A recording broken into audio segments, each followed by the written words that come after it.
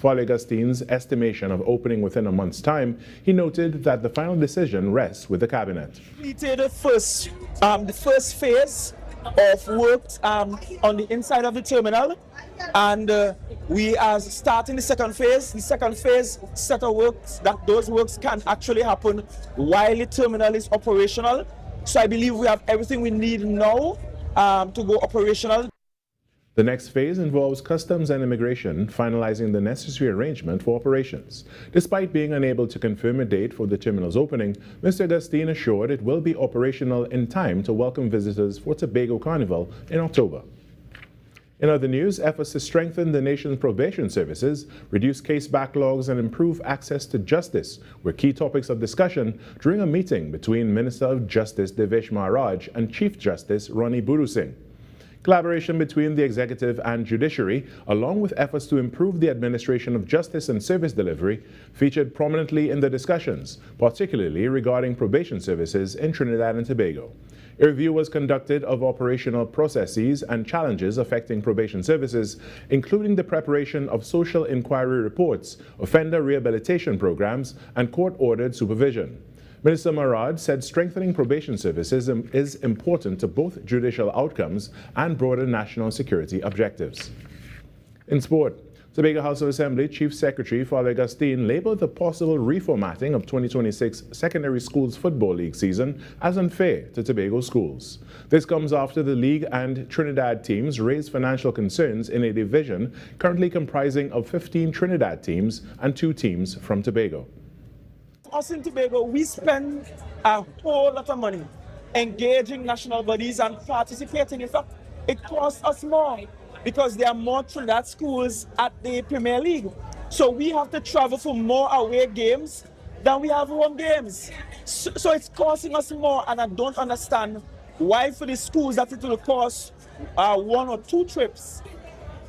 They are adamant that they should not come to Tobago when Tobago schools have to make the trip to Trinidad 5 and 6 and more times than that in order to participate. And that's what's making the news at this time. Joining us right now, though, is Virmala Balkaran, the host of Trinidad and Tobago Today. Virmala, good morning, morning. Good morning. I didn't get host with the most today. That hurts. No, let's fix it, and now we toss to Virmala Balkaran, the host with the most. That's much better. That made my day yesterday. You're welcome. Anytime. How are you this morning? We finally made it to Friday. Oh, yes, it is Friday, and I am looking forward to the weekend. I don't know if you have plans. I may end up in the bush somewhere. As usual. But, we have to monitor the weather conditions, of course. Yes, it's finally Friday. It's finally Friday? Is that what you just said? I see what you did there. You've never heard that before? No, I did not. Yeah. First time for everything. We are aging just a little bit, so I don't think we can keep up with all the slangs and all the little things that they say. And I'm in a different generation from you altogether, so. Let's not say that out loud. Well, anyway, Carrie, before we go, I have some good news for you this morning.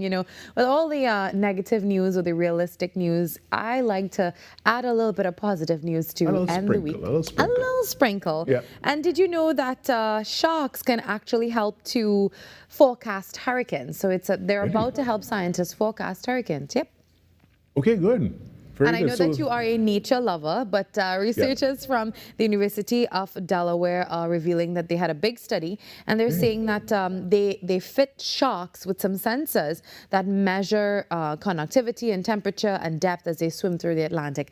And of course, because of that, they can predict maybe hurricanes. That is some exciting news, like for me, the only real use for sharks was in a bake on Maracas Bay. And look at that. Now they can let me know if a hurricane is coming while I'm at Maracas Bay, and so then I could leave on time. It's Gary like this. Yeah. I have another one for you before I go. Dogs have a soft spot for smiles. So when you're around your dog or you're around any dog, they can actually understand when you smile, and they know what that means, and they they pick up on your good energy. So smile around your dog, especially if they make you happy, which they do. Dogs do make me happy. There's certain dogs that are known for aggression, in certain circumstances and stuff. So I just need to smile at the pit bull that is going to rush me, and I should be all right then. Well, nobody's going to rush you if you don't attack first. Don't antagonize the pit bulls, please. Yeah, That's another story for another time. All right, Carrie, well, I'll talk to you soon. A packed show as usual. But of And it's course, Friday. we get ready to wind down the week with some sweet steel pan at the end of the show That's what because I'm we are talking still about. celebrating Real Steel Nice. Pan Month. Looking forward to it. All right, talk soon, Carrie. All right, thanks so much, Virmala. Bye-bye. When we come back, the Trinidad and Tobago Today morning show gets going after this short break. Stay tuned. Your stories, your communities, your country. TTT News is everywhere, on the ground, across Trinidad and Tobago, and on every smart device. TTT News, nightly at 7. TTT News, committed, accurate, relevant.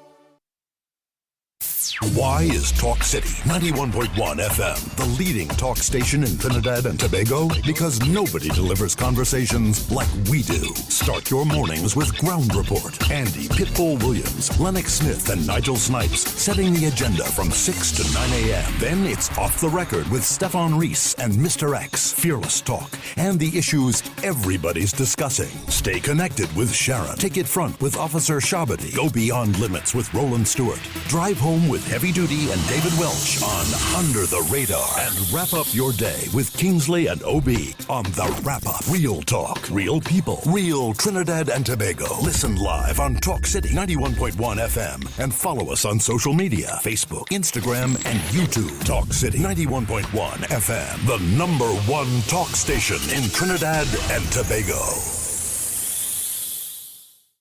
The Mother Church of the Anglican Diocese suffered significant damage during the earthquake of 2018. Efforts are underway to raise funds to restore this national heritage site. You are invited to make your donations with monthly deposits at any branch of the First Citizens Bank, account number 2696950, Marval Road Branch, in the name of the Incorporated Trustees of the Anglican Holy Trinity Cathedral Restoration. Creating pathways for community-based talent to expand into the creative industry. Supported by the Ministry of Culture and Community Development's mission for inclusive cultural growth. The semi-final round of Trinbago Talent Uncovered continues this Saturday, August 15th from 7:30 p.m. right here on TTT and at TTT Live Online.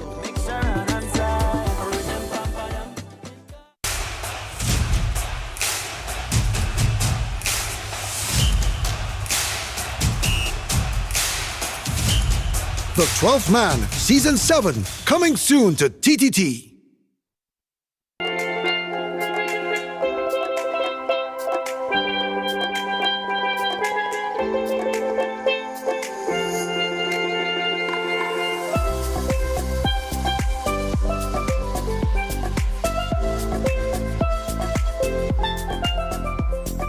Friday, 14th August 2026. The time now, it is 6:10 a.m. Good morning, Trinidad and Tobago and the world.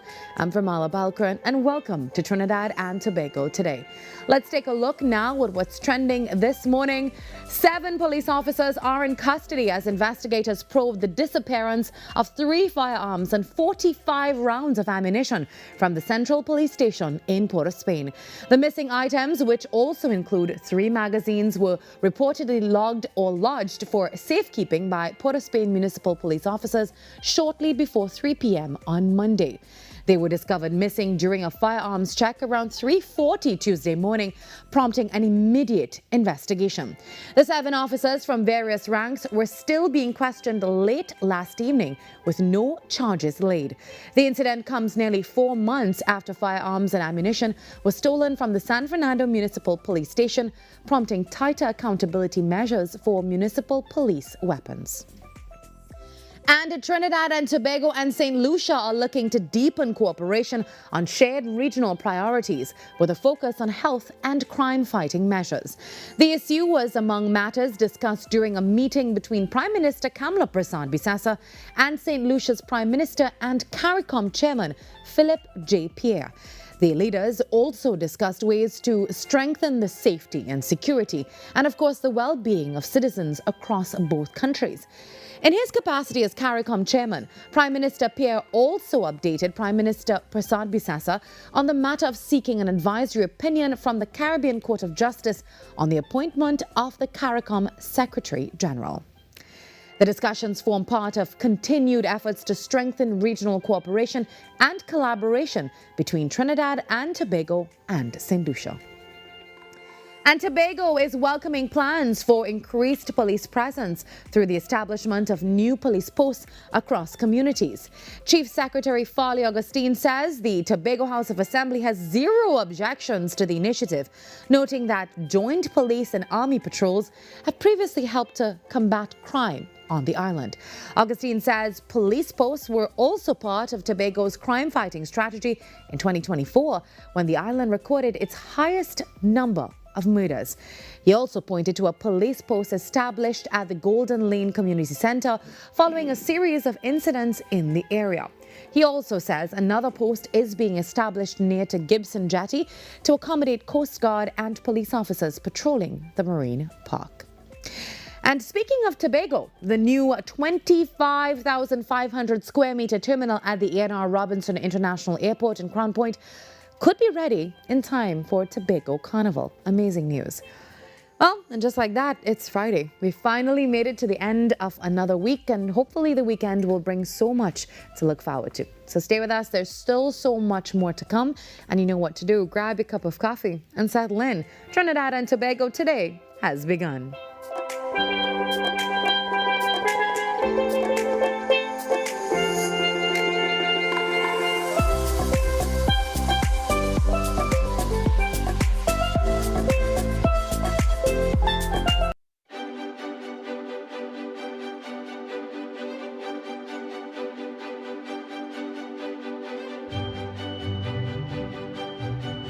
Welcome to 1020 with your truly Junior K Open Day. Big things happening in CTS College. Joining me inside this challenging 1020, we have Charles, of course, MBA student and lecturer. Are you ready? 10 reasons in 20 seconds why somebody should attend CTS College. Oh yeah, that's easy. Eh? Really? The clock is ticking. Begin. All right, so you have daycare, primary school, preschool, secondary school, tertiary education. It's convenient, it's flexible. There's a lot of payment plans that's available. A lot of the courses available online, and most importantly, student support like crazy. Whoa, with 3 seconds left. Watch now, Charles. You aced it. Big up to CTS College, man. 1020.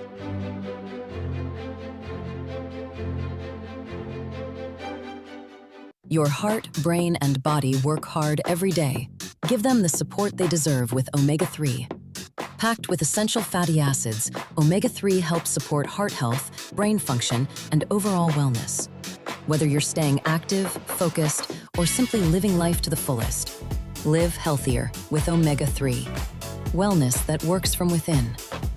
Tune in to Wellness Unlocked on TTT Tuesdays and Thursdays at 9:45 a.m.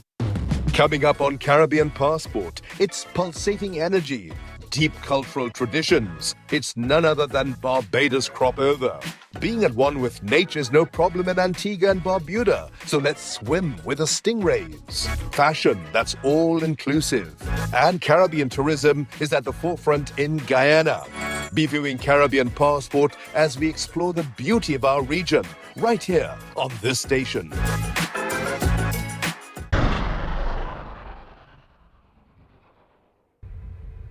M5 and yacht. Yacht colors mile dash, no way to wait, at a swell deep in air. Is no such. Un other for days ways from ya? Say, I'd love to wear wavy. It's further experience. I know it's hard, but we can get through this. That's why I have to go to VN. That's the only way I'll be able to figure this out. Then let me go with you. I could help. It's not safe. I have to do this on my own.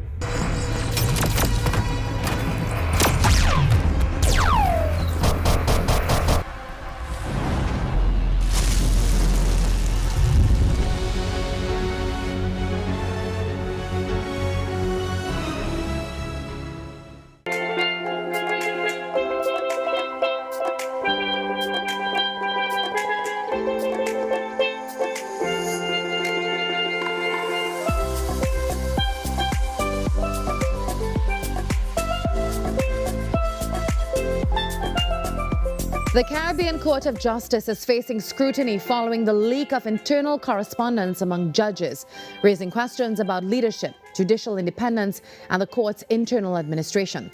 The development comes as regional judicial leaders and bar associations reaffirm confidence in the CCJ, while calling for the allegations and the leak to be properly investigated. So what exactly does this mean for the court and for public confidence in the region's highest judicial institution? Friend of the show and political scientist, Professor Hamid Ghani, joins us now to discuss. Good morning, Professor. Good morning. Welcome back. Now, Professor, before we get into the allegations themselves, how significant is it for the Caribbean region to see internal disagreements within an institution as important as the CCJ becoming public? Well, you know, this is the second time that we've been here. In 2014, there was another situation similar to this with public exposure of a number of internal sensitive matters. And it ended up into a public airing of a matter involving the then registrar of the CCJ, Dr. Leighton Jackson, who was on secondment from the University of the West Indies Mona campus to the court and serving as its registrar. And you had at that time a number of things came out into the media domain in which there was a public spat going on between the then president of the court, Sir Dennis Byron, and Dr. Jackson. And it ended up with Dr. Jackson being escorted off of the premises on the 6th of May, 2014, and a number of members of staff, you know, hiring legal counsel to get involved in a number of things that needed clarification among the staff. So it was quite a big event in April of 2014, culminating in the CCJ issuing a press release in July of 2014 addressing many of the issues. So we've been here before, so we're here again. And what we are dealing with now is an issue of judges having a difficulty with the president of the court and the way in which a number of matters are being handled internally. So the Regional Judicial and Legal Services Commission has been asked to investigate the matter and address the matter. Of course, the president of the court is the chairman of the Regional Judicial and Legal Services Commission. So I imagine that some arrangement will be made to have him recuse himself from those matters and to get into trying to resolve what are the issues that have been revealed in the emails that have now been made public. Professor, what are the appropriate boundaries of the president's authority within a court like the CCJ? Well, that is, I think, something that has to be worked out. It looks as though there is the need for some protocols to be worked out. One issue is the question of a dress code, which seems to be at the center of the controversy, with one view being that the president of the court has demanded a particular type of dress code, and members of the court or the other judges pushing back against the president. And there is some discussion about whether or not the judges should discuss this first before it goes to the Regional Judicial and Legal Service Commission.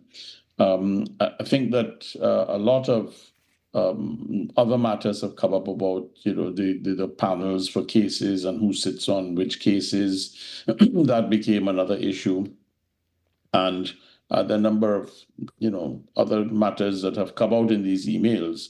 The fact that the emails are being made public is significant. There are two sides to this coin. One is the issue of confidentiality, and the other is the issue of whistleblowing. And when whistleblowing and confidentiality meet, you've got to get some kind of methodology for handling the fallout, because the public is being asked to buy into something. Trinidad and Tobago is not a member of the CCJ in its appellate jurisdiction, but it is a member in its original jurisdiction, just like every other member of CARICOM.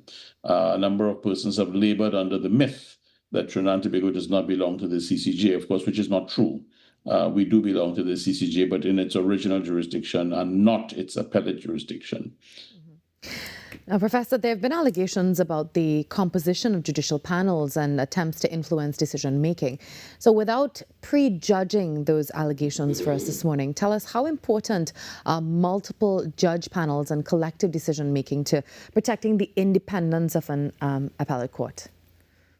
Well, one of the things about, the multiple judge panels in appellate matters, with the CCJ being the final appellate court for Barbados, St. Lucia, Dominica, Belize, and Guyana, you have a situation in which usually you may find in many instances of multiple judge panels that you can get split decisions. So if there's a desire for unanimity, to only have one view, and other judges want to have another view, that they will defend and publicly list and put down as dissenting opinions. It's important for courts to be able to have that kind of facility. So the allegations are serious when it comes to that. And I think that as you dig into this, more and more is going to come out. And I think that's the thing that the public has to brace for. Is there more where this is coming from, or is this it? And I think that getting into some kind of resolution of these controversies is going to be an important part of all of this. But multiple judges on panels is important in our judicial process. Let's talk a little bit about the gravity of the situation. The heads of judiciary and regional bar associations have reaffirmed their confidence in the CCJ, but they're also calling for investigation. So what does that response really tell us now about the seriousness with which the region is treating these developments?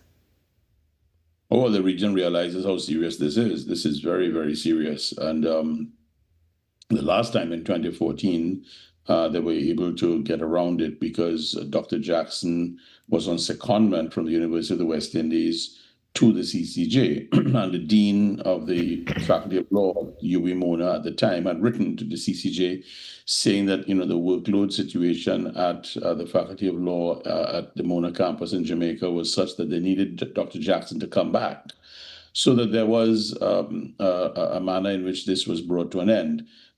In the case of judges, these are lifetime appointments. These judges serve until the age of 72, I think. And you have some issues that are coming up that are cross-cultural. Issue of dress code, and if someone who is from a country that is outside of the region and has a different sort of lifestyle habit and dress code and so on, whether some of the things that are being said should apply, or whether they should come to some kind of agreement among themselves. So there are a number of issues coming on there, but I think that the question of a multiple judge panel and the extent to which the region is viewing this. I mean, you've had recently the heads of judiciary in a number of countries in the region, as well as the Eastern Caribbean Supreme Court, coming out and saying that they have confidence in the CCJ. But I think that statement is really trying to express hope that, look, can you guys sort this out? We need to have some kind of resolution of it, because it is something that goes to the heart of having trust in the CCJ. And the issue of trust is what has been the main issue as to why it has not had that kind of wider support. I mean, the adoption of the CCJ failed in Grenada and in Antigua and Barbuda when there was a referendum for it specifically to be adopted, and the electorate said no. And in St. Vincent and the Grenadines, it was part of a wider omnibus bill on constitutional reform that was not successful in a referendum in 2009. So 2009, 2016, and 2018, we've had rejections of it by electorates in the region. And it's something that the CCJ is very much aware of. They're very, very aware of the challenges involved. And I think this is not going to be very helpful unless, of course, it is effectively resolved. And I think that the regional bar associations all understand the seriousness and the gravity of what's going on. The leak itself has become an issue with calls for, the court's IT and security systems to be examined. How damaging now can the disclosure of confidential material, confidential internal judicial communications really be to public confidence, Professor?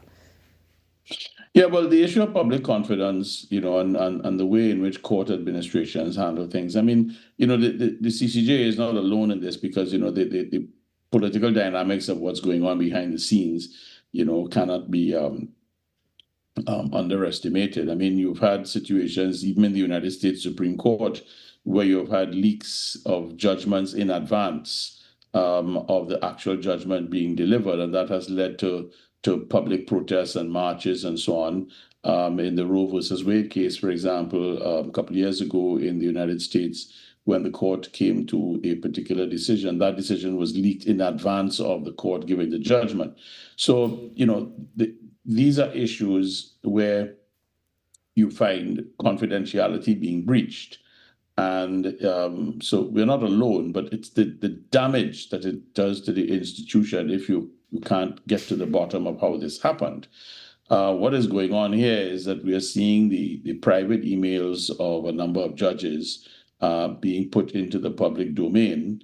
The public is not accustomed to reading this kind of commentary from persons who sit on a bench to be able to deliver justice. You have to be able to have confidence and trust, so that confidence and trust at the moment has been severely compromised by the revelations involved here. And in the case of Guyana, the leader of the opposition in Guyana, who had a matter before the CCJ, is now making public pronouncements on the matter, suggesting that his case might have been one of those that was part and parcel of this wider controversy within the court. So that is where this can go. Litigants who come before the court expect to be treated in a particular manner and to trust the outcome.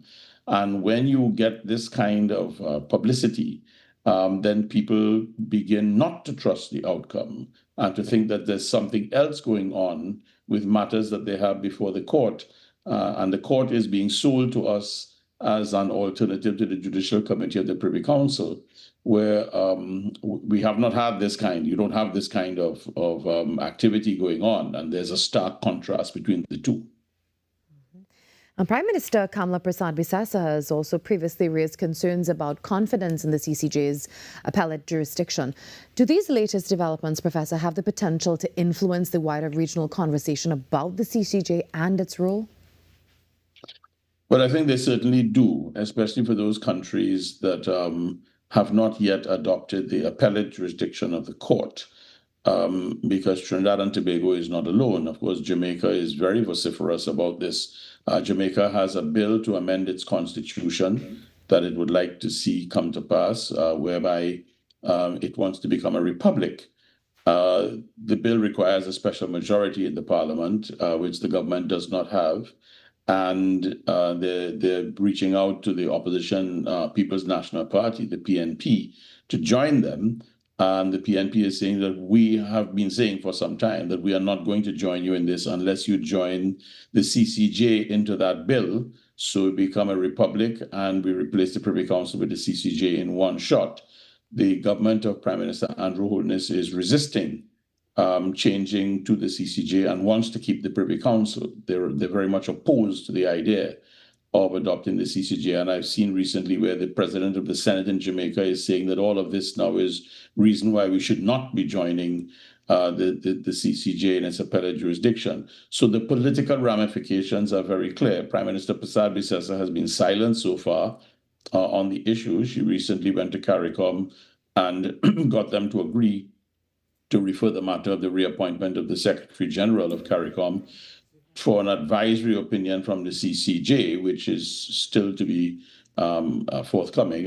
There was a little update I think she got from the chairman of CARICOM yesterday, as we've seen from media reports today. But she has not said anything on this. Her position is very clear from the past that she's not in favor of making the switch. And she's not said anything on this. She has had the matter referred for the original jurisdiction to determine the suitability of the appointment of the suitability of the process of the appointment of the Secretary General. That's an original jurisdiction matter which deals with disputes under the Treaty of Chaguaramas. That is not an appellate jurisdiction matter because we don't belong to the appellate jurisdiction. And I think it's important for people to understand the difference between the original jurisdiction and the appellate jurisdiction, because the CCJ has two jurisdictions. Everyone in CARICOM belongs to the original jurisdiction, and then the others have to adopt it by constitution reform to join the appellate jurisdiction. So we're not there in the appellate jurisdiction, but this, whether the problem with the judges is in the original jurisdiction or not, the fact is that there is a problem with judges and the Chief Justice of the court. That's a serious matter, and that is a matter that needs urgent attention because the region is looking on. Well, Professor, I have to switch gears just a little bit because every time I have you here, I really want to fit as much as possible into this discussion. I want to talk a little bit about now a comment made by the U.S. Deputy Secretary of State describing the relations between Trinidad and Tobago and the U.S. as being at a historic high. Now, from a regional and foreign policy perspective, what does that signal about where this relationship is going? And also, how significant could this deeper U.S. TNT partnership be for our economy and TNT's position in the wider Caribbean? Well, you know, Trinidad and Tobago and the United States have had a long history of good relations. So the former government had a very close relationship with the Biden administration. And then there was a change in January of 2025 when President Trump was inaugurated on the 20th of January. And Prime Minister Prasad Bisesa, who was leader of the opposition at the time, had put out a very welcoming statement when President Trump took his oath of office on January 20th, 2025. Then she became Prime Minister after the April 28th general election and was sworn into office as Prime Minister on the 1st of May, together with her Attorney General.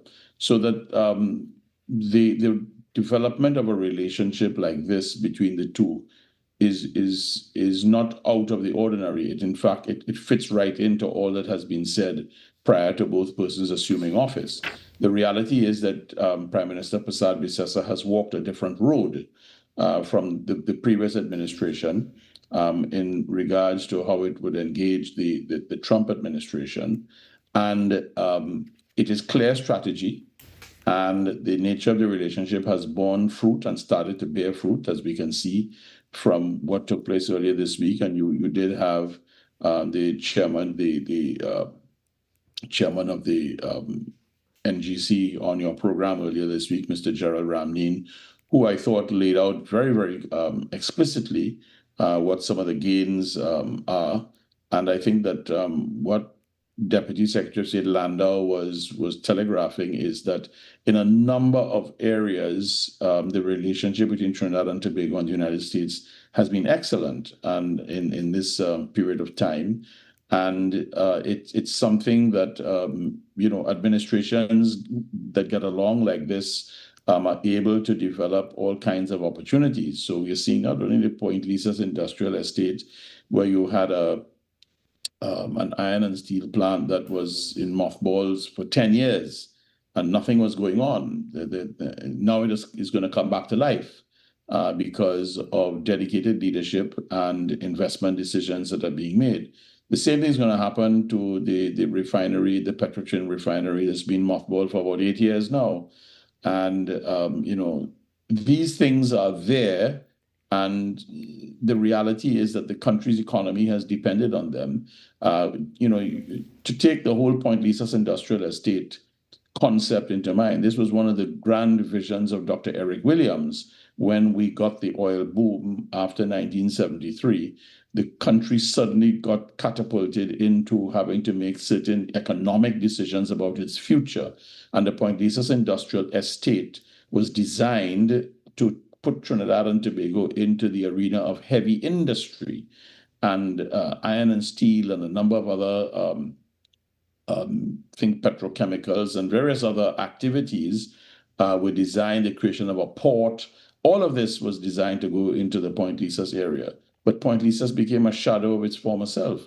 And over the last 10 years, particularly with the departure of the ArcelorMittal steel factory, ArcelorMittal from the steel factory in 2016, we saw a decline in what was going on at Point Lisas. There were challenges with gas and so on. These are things that we've been talking about for years. So now all of a sudden there is new life being breathed back into Point Lisas. And I think Deputy Secretary of State Landau was reflecting on the nature of this relationship. It's relationships that make these things happen. And Prime Minister Prasad Bisesa has taken a firm stand, and she has a clear direction.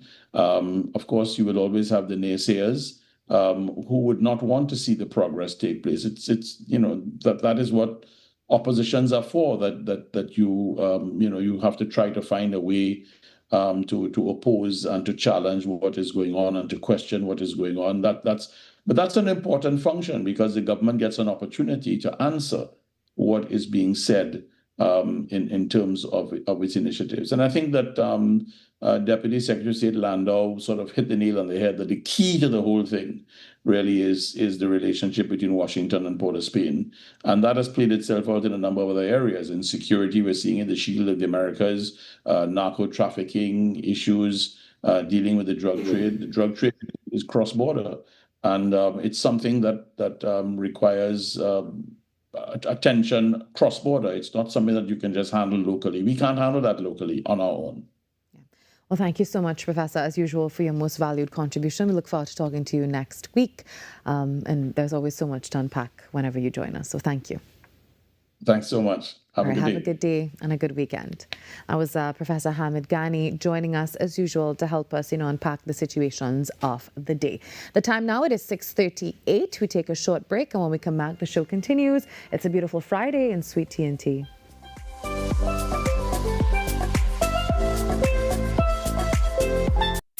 Why is Talk City 91.1 FM the leading talk station in Trinidad and Tobago? Because nobody delivers conversations like we do. Start your mornings with Ground Report. Andy Pitbull Williams, Lennox Smith, and Nigel Snipes setting the agenda from 6 to 9 a.m. Then it's Off the Record with Stefan Reese and Mr. X, Fearless Talk, and the issues everybody's discussing. Stay connected with Sharon. Take it front with Officer Shabadi. Go beyond limits with Roland Stewart. Drive home with Heavy Duty and David Welch on Under the Radar. And wrap up your day with Kingsley and OB on The Wrap Up. Real talk, real people, real Trinidad and Tobago. Listen live on Talk City 91.1 FM and follow us on social media, Facebook, Instagram, and YouTube. Talk City 91.1 FM, the #1 talk station in Trinidad and Tobago.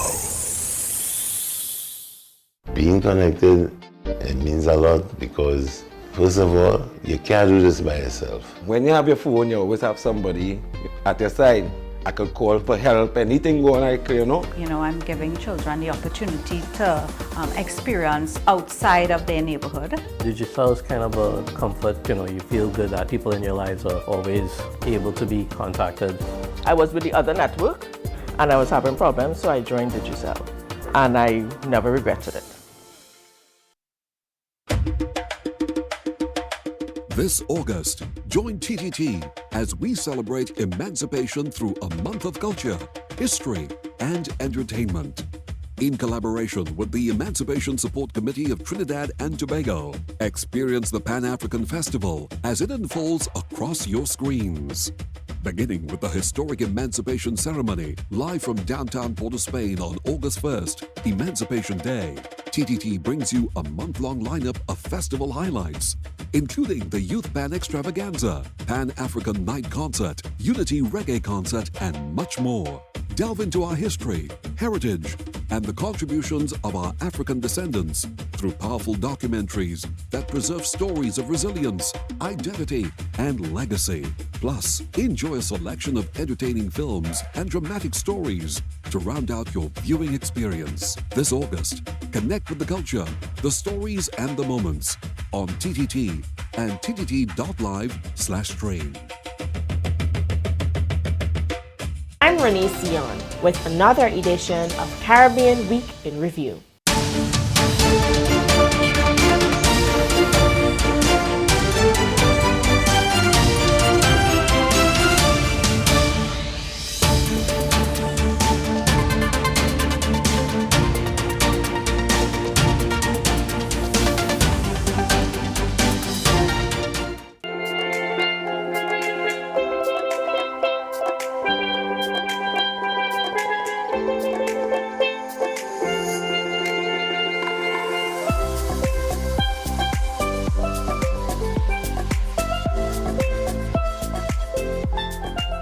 From Trinidad and Tobago to India, one young Trinbagonian is preparing to be a part of a mission that is quite literally reaching for the stars.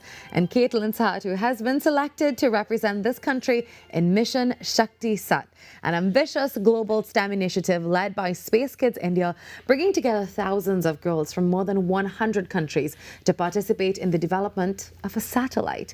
It is an extraordinary opportunity for Caitlin, but also part of a much bigger push to show that there is a place for them in science and technology and even space exploration. Well, joining us this morning, we have Caitlin, and also joining us, we have Laura Rambaran, co-ambassador of Shakti Sat. Good morning, ladies, and welcome. Good morning. How are you this morning?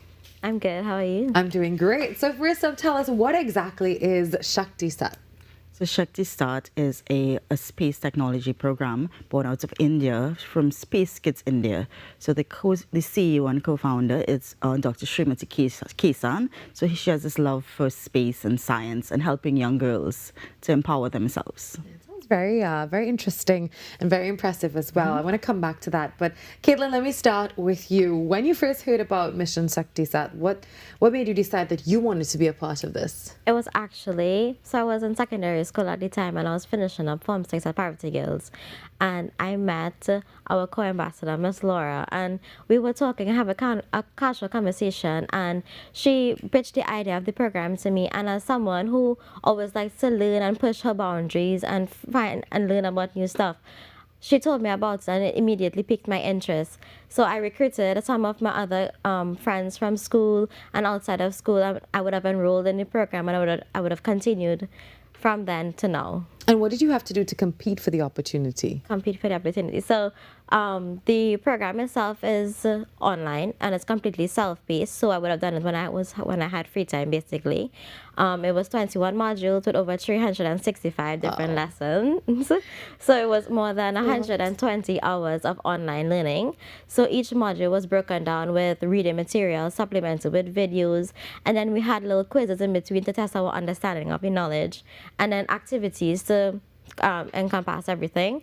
And then at the end of every module there was completion certificates, which for me was a big boost to complete the 21 modules. So starting it and having to do it alongside CAPE, and then as I enrolled in medicine school, it was, yes, a lot, but we did it and we are here today. And when you found out that you were selected to represent TNT, how did you feel? I actually remember this quite vividly because that morning I did not check my email, and our ambassador called and asked me, hi Caitlin, did you manage to check your email for today? And I was like, I didn't check it. So she was like, go ahead and check it now. I read the first line that said, congratulations Caitlin, you have been chosen to represent Trinidad and Tobago at Mission Shakti Sat. And in that moment I forgot what I was doing, forgot that anything else was happening around me, and I zoned out, completely flabbergasted. And shortly after, I processed the information and I was jumping for joy. And as soon as the phone call ended, I went and told my parents, told my sisters, told my uncle, and everybody was just so happy for me. And then in the coming days, I still couldn't come to the fact that, oh my God, I'm going to India to represent Trinidad and Tobago. And talking about it now is seeing, now is that it's long, it has passed a little bit now.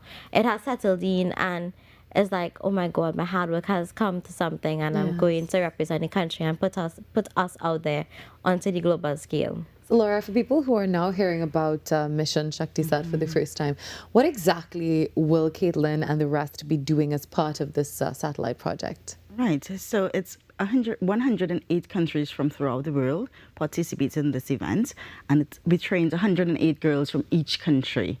One girl was selected from each one of those, and they're coming together now to meet for over a period of 7 to 10 days, where they're going to build a satellite. They're going to break up in little groups with mentors, space mentors, astronauts, have real life experience, build this payload satellite that's going to go to the moon. It's groundbreaking. It's never been done before for girls of this age group. So we are making history right now. And when do you leave?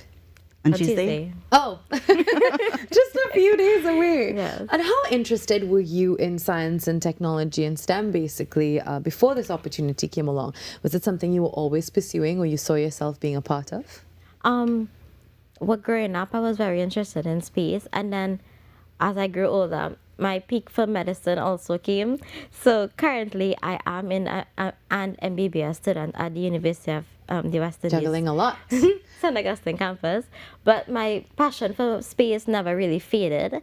So, and my passion for learning it alongside of it never really went away. So I continued learning about it while I was at medicine school. It was my breakaway from medicine stuff. So learning about it was always exciting, always something new to be learned, to explore different avenues and meet new people. So it was always there for me. It never disappeared. And what are you most excited about when you head to India? I'm most excited to work with the scientists to create the satellites. And then I'm also very excited to meet the different girls from the different countries. Well, let's talk about the support for this project now from the Trinidad side. How has that been? We've gotten support from the Ministry of Education, and Answer McCall has also jumped in to help with sponsorship, as well as several private individuals. We advertised it, and they came forward to assist Caitlin for this trip. Because this is an incredible task for her to leave Trinidad and head to India all by herself. Well, we're accompanying her. We're going with her. Because it's really a big tourism boost as well for us. Yes. Yeah. And that's a really good presence of Trinidad and Tobago in India and in this entire thing. And Virmala must add, Caitlin is going to wear a national costume as well. That's one of the requirements. When one of the days there's a cultural segment, and she's and do you have that already, or is it still being she's designed her own costume, and it's currently what can you not do? You do it all, and you're also juggling, becoming a doctor. Yeah. So how does your family feel about all of this? They support me fully. They have been my rock throughout this entire journey thus far, and they are willing to continue to support me throughout it. They have always been there and will always be there for me. They are very happy that I've been given this opportunity to represent the country. I really do love that for you. And you're representing an entire country. Do you feel any pressure whatsoever? I won't call it pressure. Nah, not really no pressure, no. I'm very happy that I'm going there. I am very rooted in our culture, and I'm very aware of what goes on in our country. So I'm going there, being myself, and also carrying myself with that elegance to represent Trinidad and Tobago. And you're taking a break from school as well to do this. How long is the trip? I'll be like 10 days. 10 days, yeah. 10 days, not too long. Not too long. Okay. So I should reach back in time for when university starts. Oh, because you're currently on a break. Yes. Yes, Laura, you were saying? No, I was just saying it fits perfectly in timing before she starts back her semester one. And you're coming back with a CWI. wealth of information and experiences as well that you get to share. Are you also excited about the networking opportunities? When you, as a young person, go to these events, you can meet people that will become a part of your life and also opportunities that will open up for you a little later on. Do you see yourself having a career in STEM? I know that you're studying to be a doctor, but maybe you can do it all. Yeah, so maybe not directly into STEM, but I'm definitely looking at incorporating the two and getting the best of both worlds. Yes. And yes. I want to add to that because Caitlin said something to me a week ago, and I knew she was in medicine, but because she's in space, but she's talking about space medicine. Caitlin, I remember you said, you're going to look into space medicine. Very interesting niche, space medicine. Tell us about space medicine. Well, there's actually a lot of correlation between space and medicine that people won't usually think about.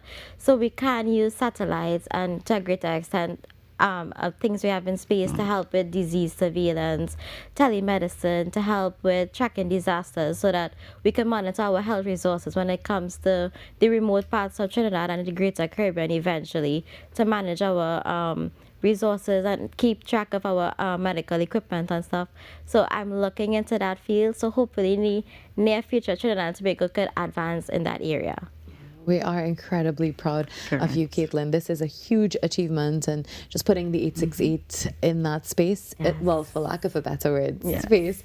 Laura, what would you say to other young people watching and may want to pursue something similar? Maybe next year, is this going to be an annual thing? Definitely. So this Caitlin is the first of many to come. She's setting the bar very high. And we would like to continue this program. We will continue with Space Kids India, but we have plans of building our own in Trinidad together with the Ministry of Education. We'll put things together to create our own curriculum in space. Tremendous. So Trinidad and Tobago is now entering the space agenda. The Caribbean has a space agenda currently, but Trinidad in particular does not have one currently. So we're in the process of creating that. That is amazing. And you are going to be trailblazing that. I'm pretty sure the wealth of experience that you all gain there, you can bring something back to do that. All right, Caitlin, well, before we go to any young person watching this morning, maybe a young girl seeing your story and thinking, well, maybe I could do something like that too. What would you say to her? Believe in yourself and take that opportunity, because these littlest, no matter how small the opportunities are, they tend to be the ones that carry you the further. So don't be afraid to put yourself out there. Don't be afraid to fail. Learn from those mistakes and keep pushing forward, because no matter where you are, you'll always have a support system, even if it's yourself or your family or just one person. You'll always have that someone there. And Caitlin, where can we follow your journey throughout all of this? Will you be documenting it? Can we see anything like that on the internet? Yes, you can. I believe it could be found on the Seraptimus pages, and as well as the Shakti Sat pages. As well as the Shakti Sat pages. Widely promoted. Well, thank you very much, ladies, for being here with us this morning. Caitlin, we are absolutely proud of you, and this is not something little at all. This is a massive achievement, and there's really no telling how far curiosity and opportunity and determination can take you. We wish you a safe journey to India. Go rep for us, the 868, and thank you, Laura, for all your hard work as well to ensure people like Caitlin get that opportunity, young girls get that opportunity. All right, well, hopefully when you're coming back, we'll get a little update on how things went. Take lots of pictures, and I'm pretty sure we'll love to showcase that as well. 6:53, that's the time in the Republic of Trinidad and Tobago. We've been wondering what the weather is going to be like for the weekend, and that weekend starts right now. Here's Zena James with an update for you.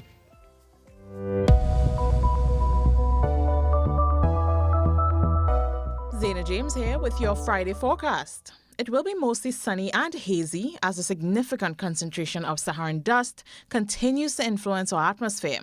A few brief showers are possible, mainly across southern Trinidad, with a low chance for an isolated thunderstorm. With the dry air and sunshine, temperatures will remain high, reaching around 33 degrees in Trinidad and 32 degrees in Tobago. So remember to stay hydrated and take the necessary precautions if you're sensitive to reduced air quality. Winds will remain breezy, keeping seas on the higher end of moderate, so wave heights will be between 2 and 2.5 meters in open waters and near 1 meter in sheltered areas. And don't forget that spring tides also remain in effect, so look out for exaggerated tidal levels, especially during high tide.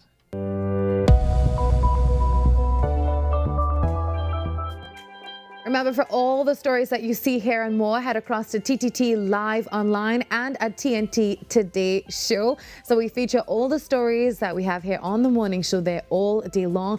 Also, all our social media channels are live for you as well. We love reading your comments. And if you want to be a part of the show, all you have to do is send us an email at tttoday@ttt.co.tt. Again, that's tttoday@ttt.co.tt. And if you want to collaborate with us as well through through the airwaves of our sister stations. That's Talk City 91.1 FM, Sweet 100.1 FM, and Next 99.1 FM. That email for you, it's on the screen. That's ttt@ttt.co.tt, and you can be a part of the conversation that's shaping our nation. Trinidad and Tobago Today, news you can trust, and of course, all the stories that matter. And also, if you want to celebrate your birthday with us, you know what we do. It's celebrating you. Simply use that same email and send us a picture of your loved one, even yourself, and tell us happy birthday. If you're celebrating your birthday today as well and you did not get to tell us that, well, happy birthday to you. Lots happening this weekend. We urge you to continue to be safe. Recently I've been seeing a lot of crazy driving, more than usual, on the roadways. Please be safe. If you are on a bike as well, I'm seeing a lot of cutting in and out of traffic. I do understand that everyone's in a rush and the weekend is here. You want to unwind a little bit. Maybe you might be indulging. If you are drinking, please do not drive. And with the rains coming unexpectedly, remember when that rain hits the road, it gets very, very slippery, especially at the start. And those pockets of water, you can hydroplane very easily.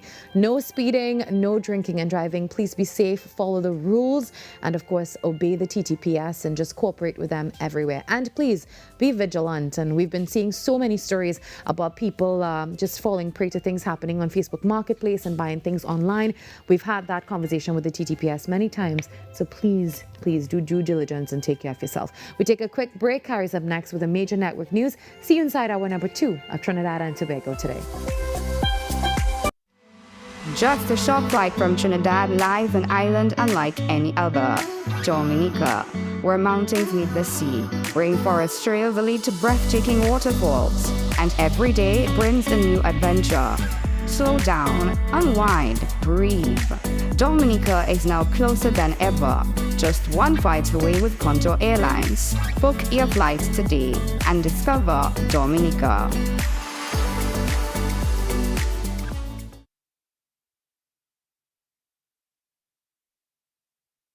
Every client deserves expertise, integrity, and guidance they can trust. At Camino Realty International, we deliver integrated real estate solutions, sales, rentals, property management, and project development. Driven by excellence, transparency, and innovation, we protect value, create opportunity, and build lasting success. Because real estate isn't just about buildings. For more information on our services, log on to CaminoRealty.com or follow us on social media at Camino Realty TT. Camino Realty International, elevating lives one property at a time.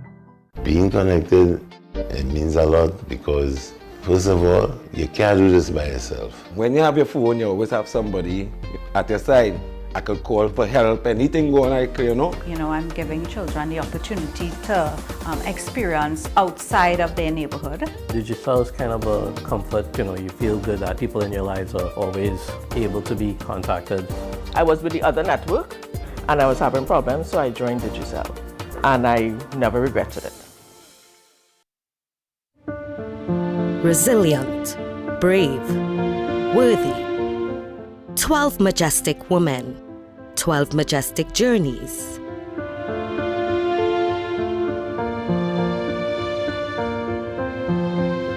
Majestic Makeover Season 3, coming soon to TTT and TTT Live Online.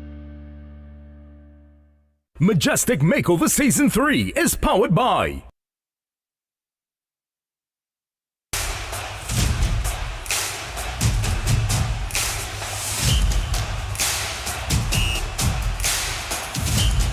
The 12th Man, Season 7, coming soon to TTT. Your world moves fast, so do we. TTT News brings you the people, events, and issues that matter most. Stay informed, stay ahead. TTT News, every night at 7. TTT News, committed, accurate, relevant.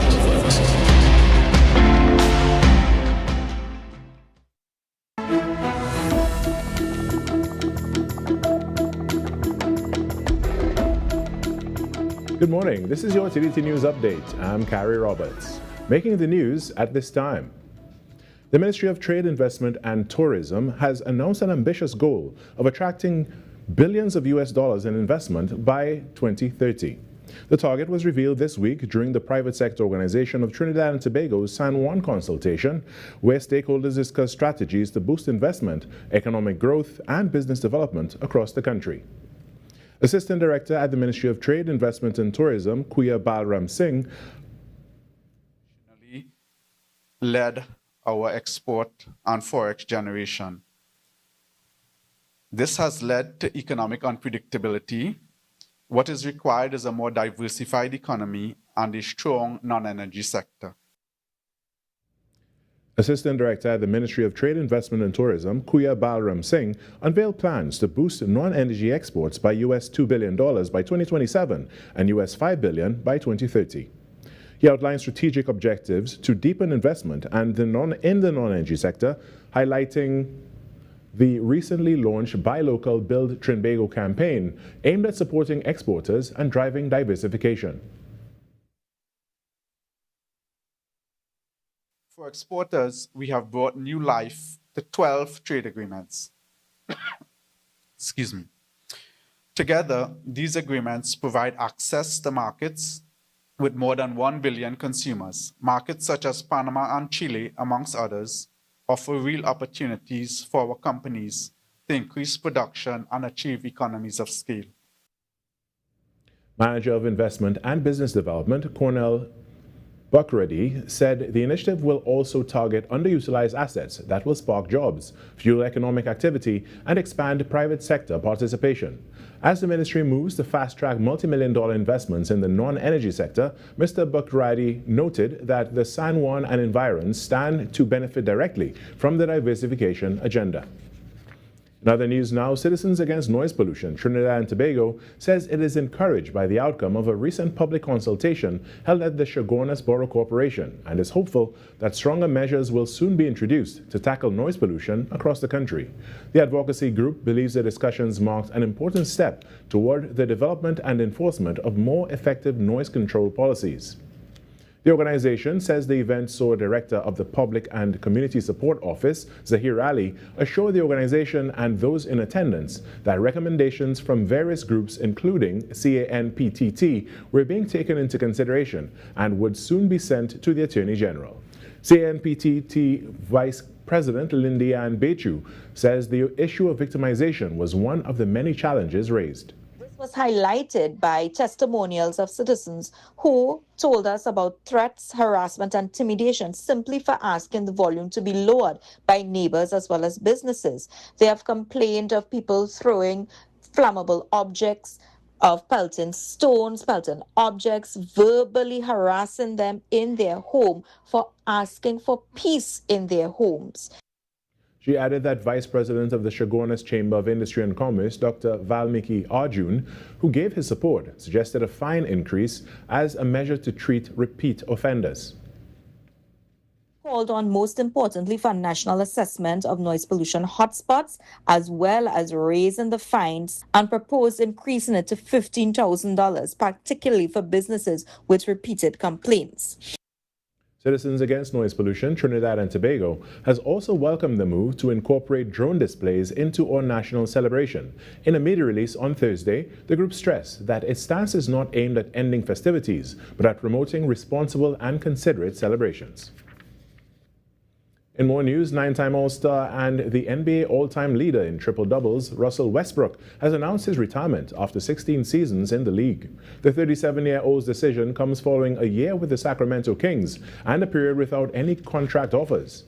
Westbrook, who won the 2016-2017 MVP award, leaves behind career averages of 20.9 points, along with a record 209 triple-doubles, surpassing Oscar Robertson's long-standing mark in 2021. His career also featured stints with the Oklahoma City Thunder, Washington Wizards, Los Angeles Lakers, LA Clippers, and the Denver Nuggets. And that's what's making the news at this time. When we come back after the break, it's our number 2 of Trinidad and Tobago Today. Stay tuned. Every client deserves expertise, integrity, and guidance they can trust. At Camino Realty International, We deliver integrated real estate solutions, sales, rentals, property management, and project development. Driven by excellence, transparency, and innovation, we protect value, create opportunity, and build lasting success. Because real estate isn't just about buildings. For more information on our services, log on to CaminoRealty.com or follow us on social media at Camino Realty TT.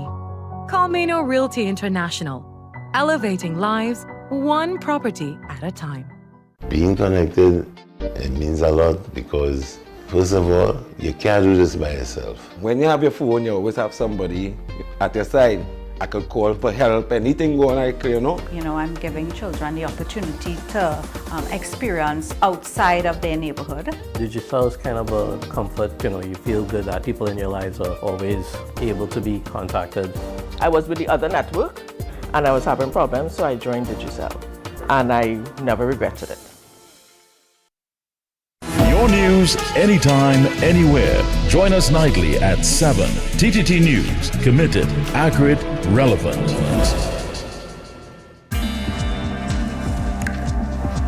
We're now on the cusp of learning how AI is interacting with the tools that we have been using. So now increasingly, we're using AI to fine-tune both the treatments that we're giving and also to help us with the complex decision-making. Be viewing Caribbean Medical TV on this station.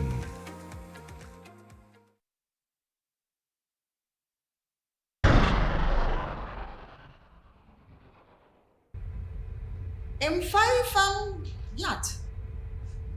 Yacht colors mile dash, no way to wait at a swan deep in egg. Is no such. Un order for this ways from ya? Say, I'd love to wear way. It's further, it's me. I know it's hard, but we can get through this. That's why I have to go to VN. That's the only way I'll be able to figure this out. Then let me go with you. I could help. It's not safe. I have to do this on my own.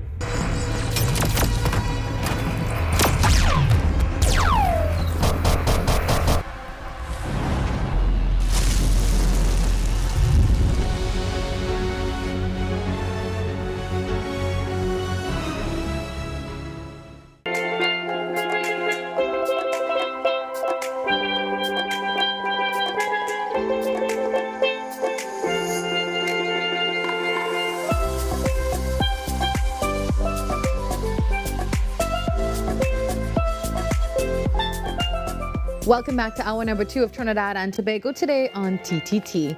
Now, science and technology continue to play an important role in finding solutions to some of the Caribbean's biggest challenges. On August 20th and 21st, UWI will host Forecast 2026, bringing together researchers and students, innovators and industry partners under the theme Science and Innovation for a Sustainable Caribbean.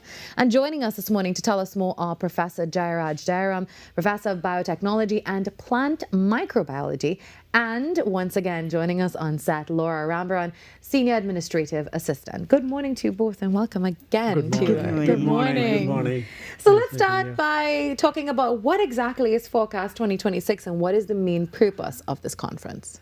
It is just an abbreviation of Frontiers of Research in Caribbean Science and Technology, and this is a conference hosted every 2 years in different campuses. This is the third edition of this conference being held in University of West Indies, hosted by the Faculty of Science and Technology, 20th August and 21st, 2 days. And the Faculty of Science and Technology, and the venue is going to be the Faculty of Engineering.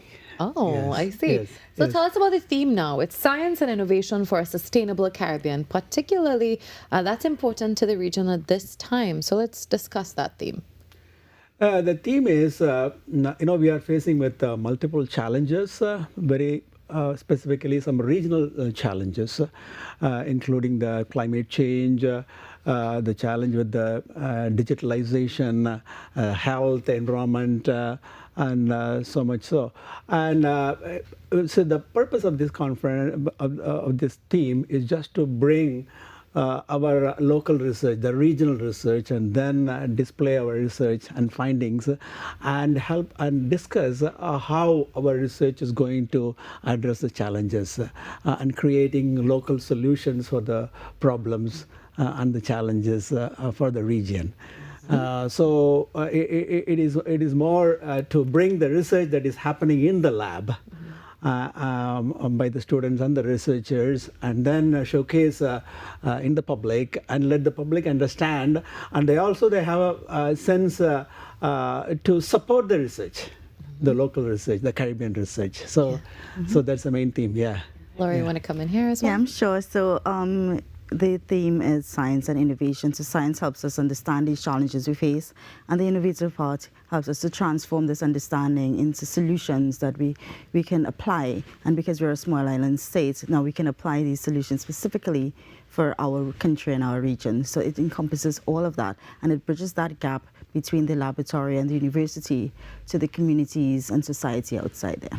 Laura, from our conversation a while ago to now, you're very passionate about science and innovation, and STEM in general. And it's very refreshing to see women in STEM these days, and I absolutely love that. Thank you. So, Professor, let's talk about the areas of research and science and technology that will be highlighted during this conference. Yes, our faculty has 5 departments, natural sciences, including life sciences, physics, mathematics and statistics, computer science, and IT and chemistry. So the theme we have derived from it encompasses all these fields, but more in an applied fashion, like the challenges that is being faced on the Caribbean, health and security, the food security, climate change, digitalization, artificial intelligence, and how we can apply chemistry to solve some of our environmental problems, the drug development. There are so many things. And we have projects going on. Our students are doing excellent research. And so this conference will provide an opportunity to present their research and their findings and discuss with the stakeholders of the region, and this is the best way how we disseminate our research among the public. Mm-hmm. So who should attend Forecast 2026, and what opportunities will the conference provide for the people who are attending?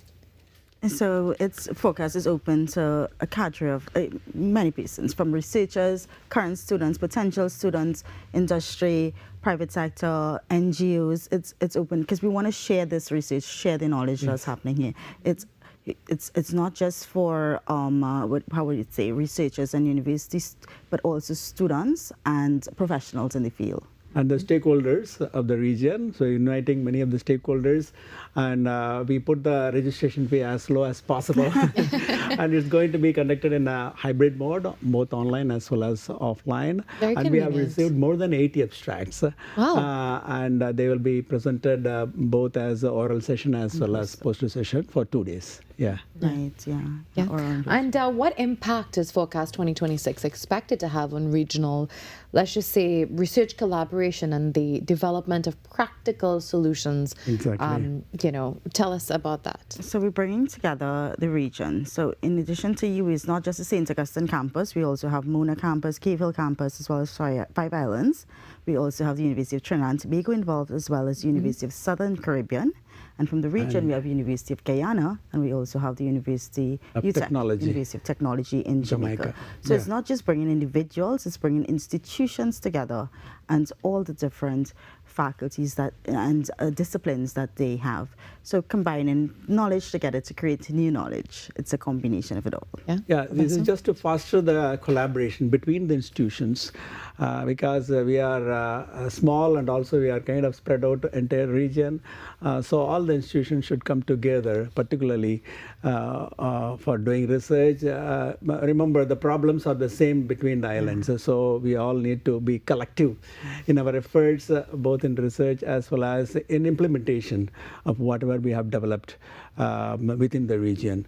And this is not just a two-day event, where we discuss and then we leave the place, but it's going to be a continuation. So where we will develop ideas, research ideas and projects with the fellow researchers.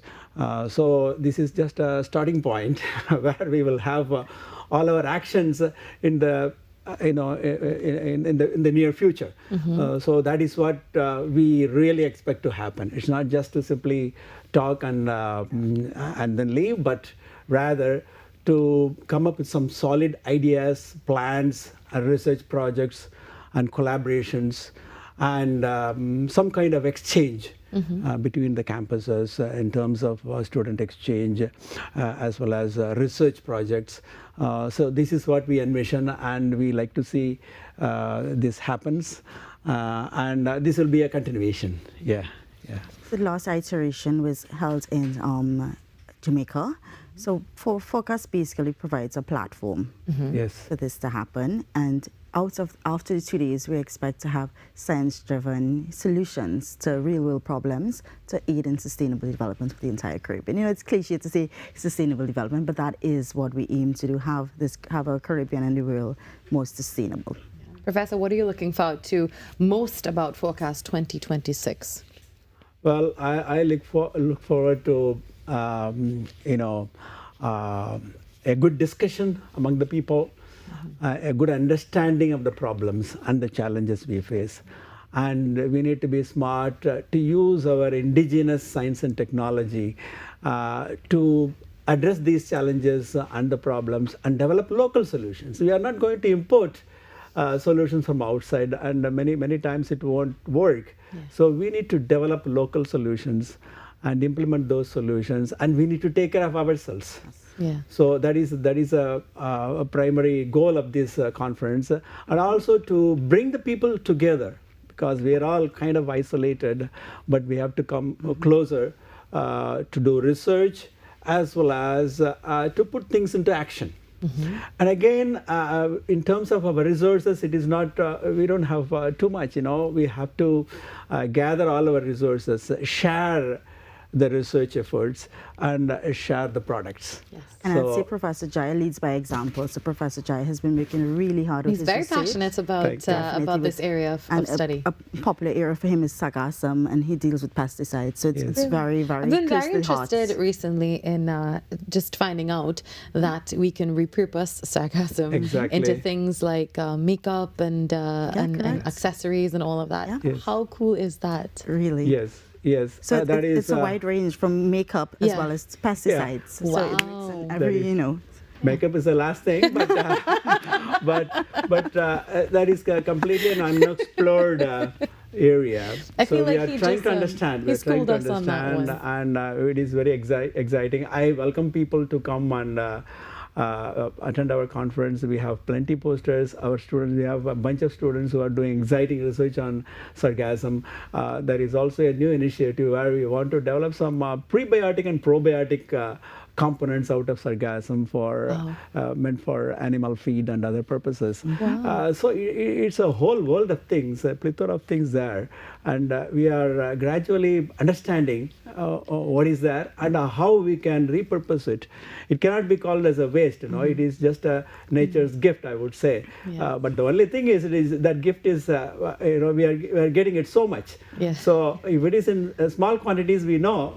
But this is so much, so we need to gear up and then do more research to understand and to know further about the components of sargassum and how we can utilize it and valorize for our own purposes. And even we might be the very first in the entire globe where we are faced with this kind of a problem. And whatever we develop is just for the entire world. It's not just sargassum going to stop with Caribbean, it's going everywhere. So I think I would probably say we are leading a team, and that team is not just with the UV, but we are regionally collaborating with so many countries within the region, and whatever we have developed will be beneficial for the region. And when you become a part of Forecast 2026, you can have that conversation with Professor and so much more. Well, thank you so much, Professor and Laura, for being here. And remember, Forecast 2026, it takes place August 20th and 21st at the UE. You can get more information on UE's website, of course. 7:20, that's the time. A quick commercial break, and then when we come back, the show continues.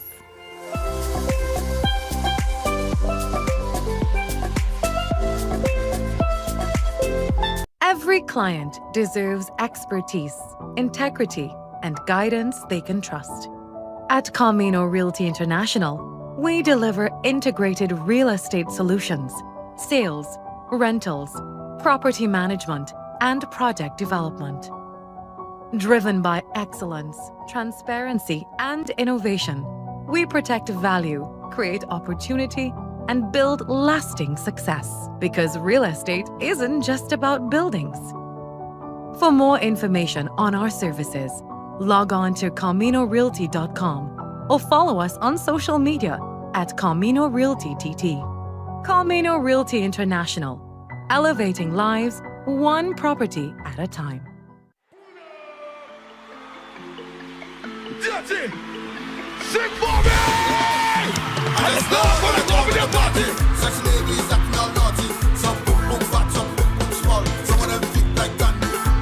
So we outside tonight, and you know some looking alright. Don't stand in the corner like he's a boxer. Come and get jiggy all night. Not all the girls in the world want person for big boom boom, but come on and shake something, shake something. Come on and shake something, shake something. Not all the girls in the world. I'm Jamila Bannister, host of the Socially Safe podcast, the new TTPS podcast where we share real stories, teach real lessons, and create real impact. From online safety and youth crime to community policing and personal responsibility, we go beyond the headlines and talk about what's happening in our communities with the officers and experts who are on the front lines. Because safety starts with awareness, conversation, and action. Tune in to the Socially Safe podcast on the TTPS YouTube channel, listen on Apple Podcasts and on Spotify. Don't miss it. Watch on TTT, Mondays 6 p.m., Tuesdays 1:10 p.m.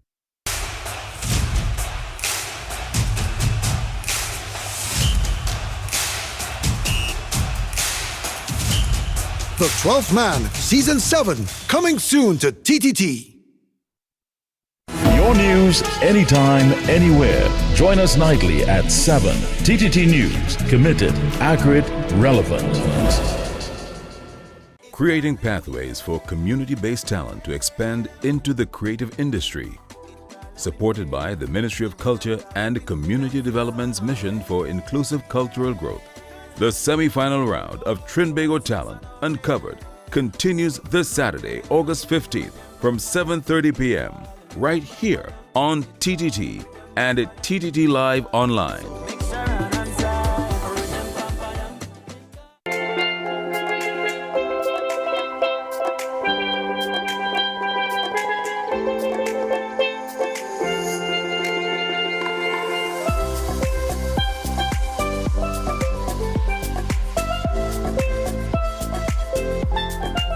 Time to make that connection with Next 99.1 FM. You know what we do every single Friday. We take things across the radio to check in with the presenters, see how the shift is going, and really get a feel of what's happening on their side right now to kickstart the weekend. This is the link up with Next 99.1 FM. You hear that? The new class. The new class. Next level of radio. Wake up! This is the link up with Next 99.1 FM. Good morning, my favorites. Give me the selfish part. Give me the selfish part. Hey, give me the selfish part. Give me the selfish part. 1, 2, 1, 2, everybody. Okay, that's the mood today. That is it. Yeah. All right then. It's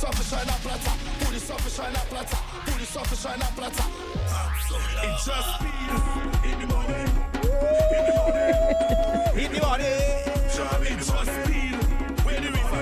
Good morning, guys. Hello. Enough. How are you? You know what, Fro? I think that was the coffee you just made. I think it was the coffee. Morning. Yeah, you know, I provided Fro with some help for his coffee this morning, so maybe that's why he's in that mood. Wow. Oh gosh. Good morning, Virmala. Morning. You catch us Morning, misbehaving guys. this morning. We kinda, was I? We're in that mood right now, coming off of Grenada Carnival. So we're playing some jab right now. So we in that kind of mood right now. Listen, I saw all of those videos on the internet. Oh my goodness. It's a lot. Have you ever been to Grenada Carnival? No. Actually, I have not. No. I don't think it's for the week. It looks so much fun, but I don't think I can go through all of that. And it's it's just a very intense experience, and I think I might burn out. Would you like that oil on your body? I don't know. I mean, I have TV the next day, so that's my excuse.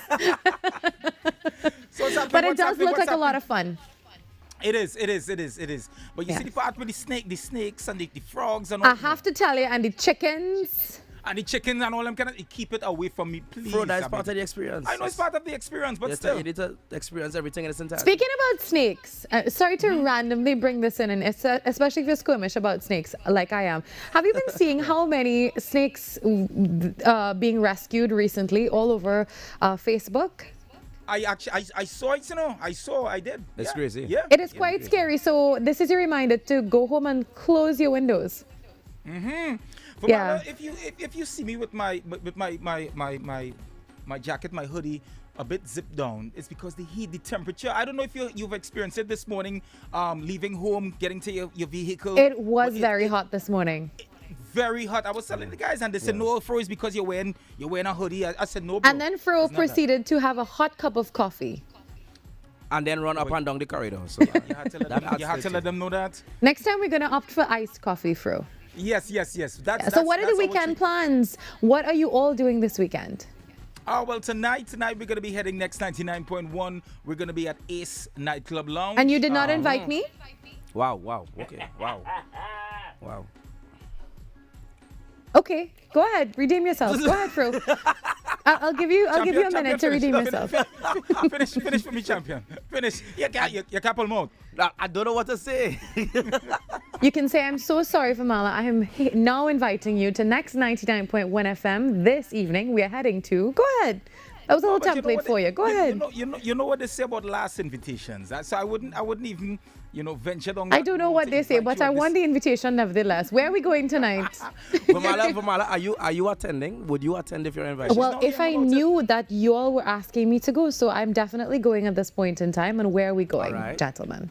We're heading to Ace Lounge tonight, so I'm gonna give you all the details. Where you can park. I will organize that VIP park for you. I'll organize you okay, top tier later, top tier. So don't worry yourself. Right. I got you.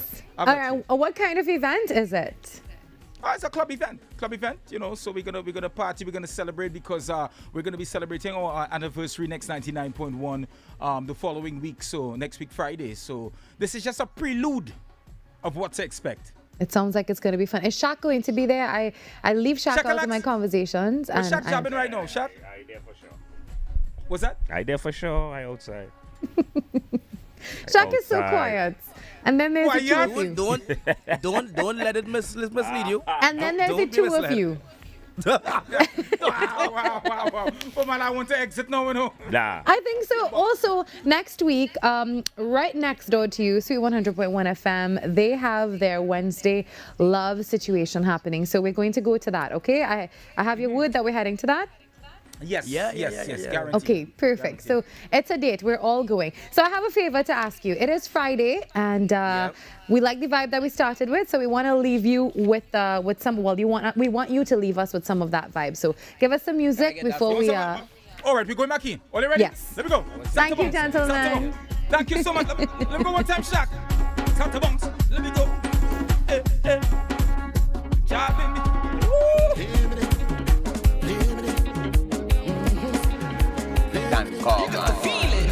Thank you so much. You hear that? Woo! The new class. The new class. Next level of radio. Wake up! This is the link up with Next 99.1 FM. 7:30, that's the time on Trinidad and Tobago today. That was the link up as well. Always so much vibes with those boys. So we always talk about our amazing team and how incredibly hardworking they are, and they're doing some pretty big things. So my very own Marianne Bradshaw, we love you so much. She actually did something very incredible. She completed a short course in cosmetology offered by the Ministry of Culture and Community Development, and this was all under the Community Education Short Skills Training Program 2026. And there she is, our lovely Marianne. Marianne, we love you so much, and we're grateful for all the hard work that you put in, and you also made time to go and continue studying, and we really are proud of you. And that goes to show you never stop learning. Make some time. Actually, I just signed up for a course that I have to quickly tell you about under the Ministry of Digital Transformation, I believe. You can head across to their page, and they're offering some free short courses, and I think I signed up for one in AI Essentials. They have quite a bunch, so go take advantage of that now. All you have to do is click whatever they have, the link there. You go on, you create a free profile, and then you can sign up for the short course. It's a great opportunity to keep learning and expand your skill set and just bump up your resume just a little bit and do something great for yourself. We take a quick break and come back with more.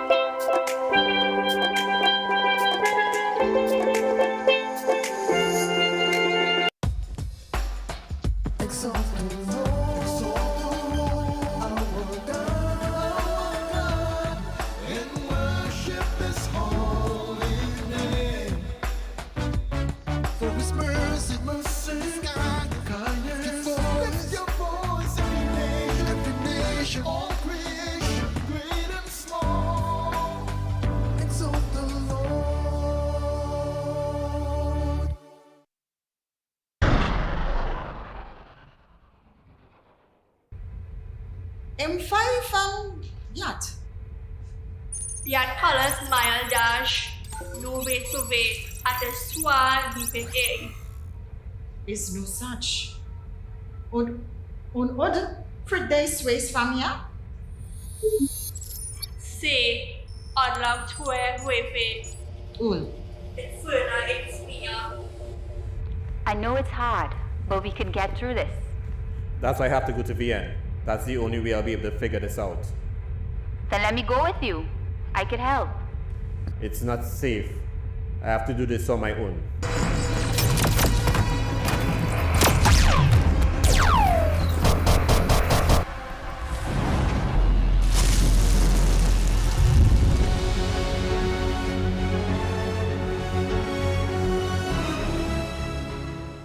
TTT News, every night at 7.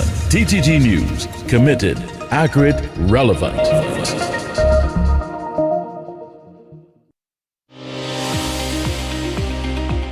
There are a number of risk factors for heart disease, so a lot of attention has to be put towards preventive cardiology. What can we do to reduce the burden due to all these risk factors? Hypertension, diabetes, cholesterol, need to stop cigarette smoking, you gotta get people exercising. Be viewing Caribbean Medical TV on this station.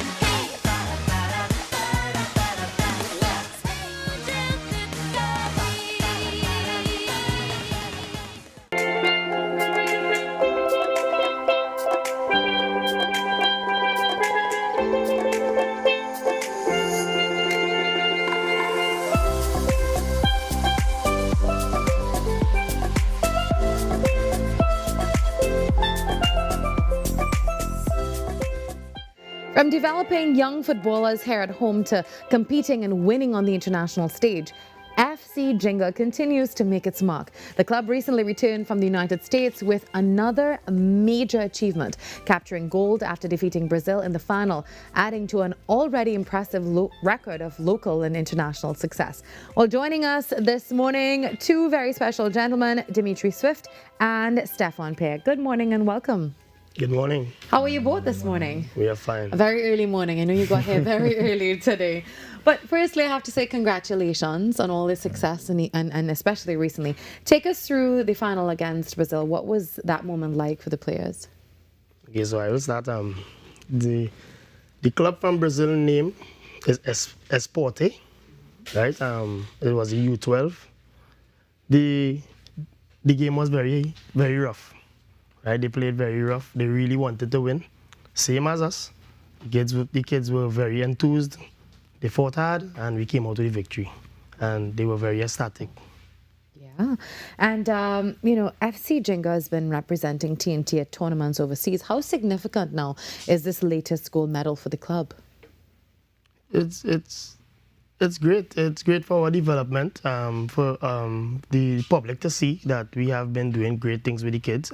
We have 15 staff members that work very hard, and they all have contributed towards this goal. And you mentioned competing in the Manchester Cup and USA Cup as well, I had heard. What have these international tournaments really taught your young players? It's just about giving the players experience and giving them an opportunity to, showcase not only represent the club, but represent Trinidad and Tobago on a whole, and inspire other youths out there to know that it's an opportunity for everyone. Mm-hmm. And you returned to the USA this year with 2 age groups. So tell us about that now, and how did the under 12 and under 14 teams perform? Oh, so it's under 11 and under 12. Last year we went with under 15 and under 11. I see. Tell us about those groups and how did those games go? It was nice, very hard fought. We went in the silver category, which was perfect for us. Right? All the games were very hectic. All the games were very hard. The kids learned a lot. We do have to keep pushing them because they have a lot to learn as well still. So it's, as Dimitri said, we are all about experience for the kids and all about development. So we still have more to do. We still have more tournaments to go. And we would like to keep them traveling a lot. So what do you think is behind the club's consistent success? I know you've won lots of competitions like the Milo Cup and the Republic Cup and the Trinidad and Tobago National Showcase. Why do you keep performing so great? What's the secret behind all of that? Well, I can answer part of that. Other than not taking away from the players, which have a big part to do with it with the parents also, but I believe as the coach and staff, we believe in the youths because, as you know, these trips are quite costly, and we have a part. Sometimes we have like side sponsors, probably Guardian Life, also or MP for the area, which is Khadija. I mean, she comes in time to time, but we need more. I would like the government to, put more funding and more backing into youth football and TNT. So yeah. And you're working with children as young as 4, 5 years old. That's incredible, and that's a lot of hard work as well. Also, you're working with adults. How important is that early development of children from that age? And you're taking them out of, they're babes basically, and now they're becoming pro at what they do a little later on. So when you start that early, how important is it? It's very important, but this is the grassroots coach here, Dimitri. He takes them from very small and he groomed them into successful players. Yeah, you say 4, but I had one kid that was 3 as well. When abroad, the main thing, like I look for instance for Spain World Cup team, they have like 2 teenagers representing the country, right? And when they watch like Trinidad, for instance, sometimes our main players is like 29, 30, So I believe that is something we could look into as well in Trinidad, try to go after the more under 14, under 17 to represent the country at a higher level, because the world is changing in football, whereas they're looking at more younger players to represent more youth rather than... Yeah, well, the youth is definitely the future. And you've had some players earn scholarships abroad. Yes. So tell me about that. So basically, so far, these schools have been doing well. All schools have contacts with College Showcase outside. We do have contacts that are here from other clubs that we collaborate with and try to get these youths a good future. It's not all about us, it's about Trinidad and Tobago, and for us to keep having friends with other clubs so that we could collaborate and have these kids get good opportunities and get opportunities abroad. And what do these opportunities mean for the players and their families? That's great because academics is also a very big part of these kids' future when it comes to football. So having them balance the football with academics, it's a good stepping stone for them. They never know what can happen in sport. Absolutely, yeah, that's a big opportunity. And you mentioned competing in many different things, but you've also had players called up to the national teams, including an under-14 player this year, I believe. Now, how proud are you of that pathway from FC Jinga to representing Trinidad and Tobago? We are very proud. I actually went to the airport midnight to see these players leave the country and get to see our player, Abiomi Hope. I hope he represents us well. I know he will do well. He's a hard-working kid, and that's what we want more of from the club. And tell me briefly, what are some of the challenges involved in taking young TNT players to international tournaments? For me, the challenges is, one of the biggest challenges is funding. Yes, I can only imagine. We do as much as we could. We do as much fundraisers as we could. We actually beg a lot. is hard working. For a good cause. Yes, for a good cause. And it all pays off in the end. All pays so, off. gentlemen, what's next for FC Jinga? Have a few cups coming up, but again, the main thing is like funding and the support. We are Italy Cup supposed to come up, And how can people help out? How can they donate or be a part of this and really contribute to helping make FC Jinga a continued success? How can they reach you? And they could reach us. We do have our Instagram, FC Jinga 2017. We do have Facebook. Just look us up for FC Jinga, Football Club Jinga. Our club number, official number is 684-4642. Could reach us out. We do try to keep our media high up so that everyone could see the work that we have been doing. We are right at Constantine Park, Macoya. We train, our main days are Tuesday, Thursdays, and Saturday mornings. And just look us up. And from also Manchester Cup, Dallas Cup, all these tournaments are we representing Trinidad and Tobago and also succeeding. One of our biggest challenges in our home ground is our wash facilities. We have the facilities, but we don't have access to the washrooms, and that has been really challenging because we also have females. And, we have to kind of shy away from that because, so you're asking the people in charge of the Constantine Park, I believe it's Mr. Joseph Austin, and, just to help us out, open up the wash facilities so it could be rather than be passed to the side. And, that health-wise, so that is a major concern for us. Over 4 years now, we've been in action for access to the washrooms. Okay. Well, gentlemen, we really are grateful that you're here with us today, and hopefully bigger and better is happening for FC Jinga, even more than you've already achieved. We'll take a break, and when we come back, we get ready to shut things down with some sweet steel pan on Trinidad and Tobago Today.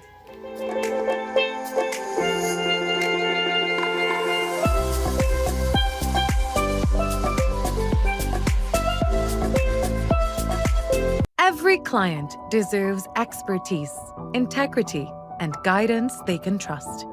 At Camino Realty International, we deliver integrated real estate solutions, sales, rentals, property management, and project development.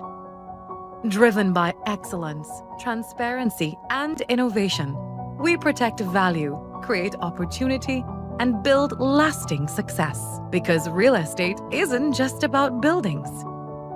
For more information on our services, log on to CaminoRealty.com or follow us on social media at Camino Realty TT. Camino Realty International, elevating lives one property at a time. Being connected, it means a lot because first of all, you can't do this by yourself. When you have your phone, you always have somebody at your side. I could call for help, anything going on, I'm giving children the opportunity to experience outside of their neighborhood. Digital is kind of a comfort, you feel good that people in your lives are always able to be contacted.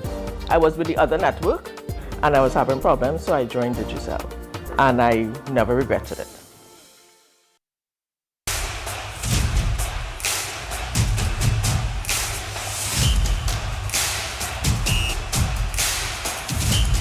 The 12th Man, Season 7, coming soon to TTT. Your stories, your communities, your country. TTT News is everywhere, on the ground, across Trinidad and Tobago, and on every smart device. TTT News, nightly at 7. TTT News, committed, accurate, relevant.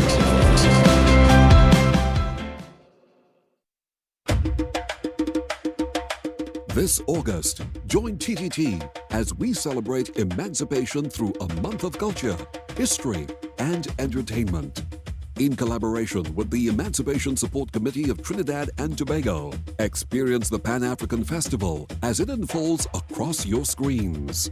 Beginning with the historic Emancipation Ceremony, live from downtown Port of Spain on August 1st, Emancipation Day, TTT brings you a month-long lineup of festival highlights, including the Youth Band Extravaganza, Pan-African Night Concert, Unity Reggae Concert, and much more.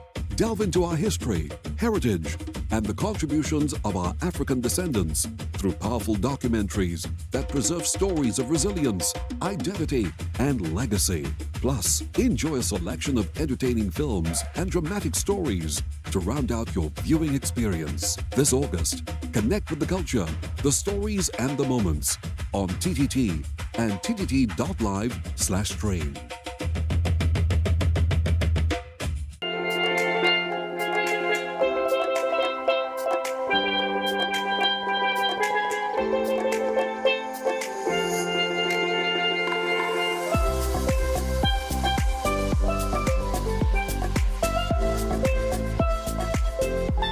As we continue to celebrate World Steel Pan Month, we're highlighting the people who are taking our national instrument from its traditional roots to stages around the world. Kevon KB, the panist base, has spent more than 2 decades developing his craft, going from self-taught young panist in South Trinidad to performing professionally aboard international cruise ships. How amazing is that? And he's joining us this morning to talk all about the journey and the opportunities Pan has really created for him and why he believes the next generation should embrace the instrument. Good morning. How are you? I'm okay. I'm Kevon. okay. Good morning. Thank you for being here. Happy World Steel Pan Month. Thank you so much. So tell us, how did it all start? Take us back to the beginning. How did your journey with the steel pan actually start?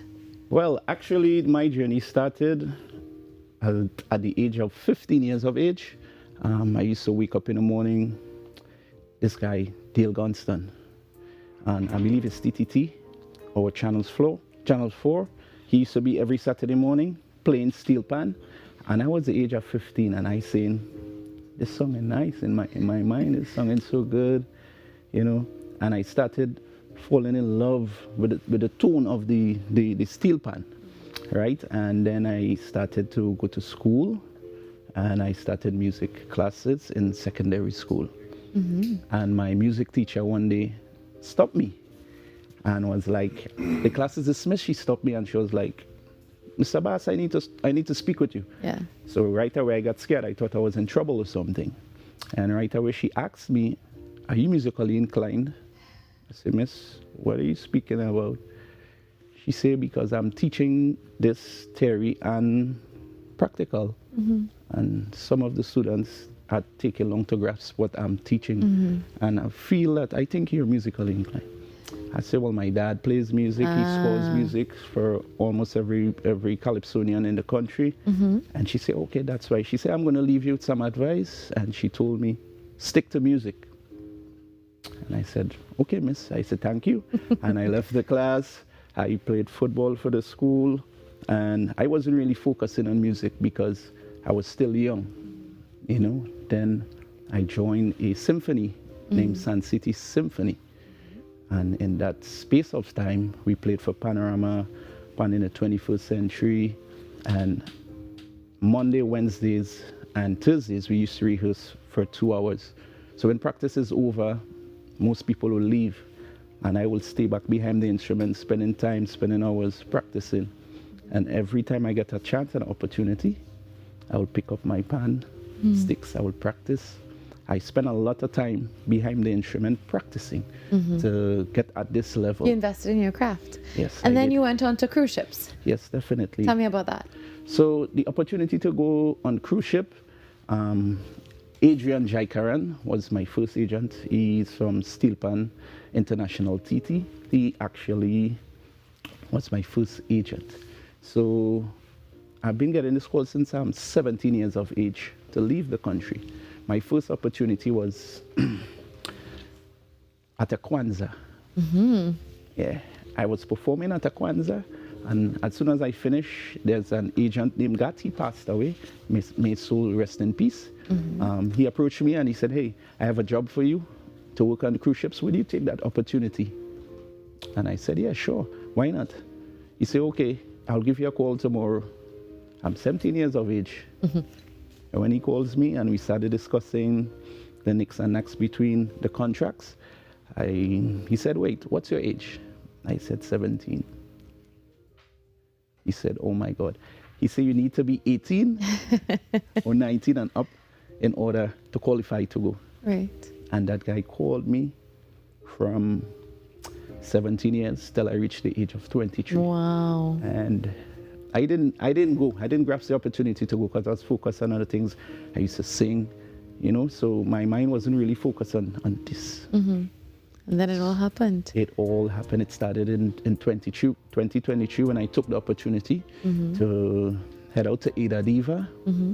I performed on Ada Diva for 4 months with a duo, my good friend Hammond Mitchell. We had an amazing contract there. And then after that, I stepped into a different fleet, which is Celebrity. So is the fleet that I'm working with presently. Yeah, well, we're very proud of you, and you're really flying the flag of Trinidad and Tobago and also a beautiful national instrument. So before we go, tell us what you're going to be performing for us this morning.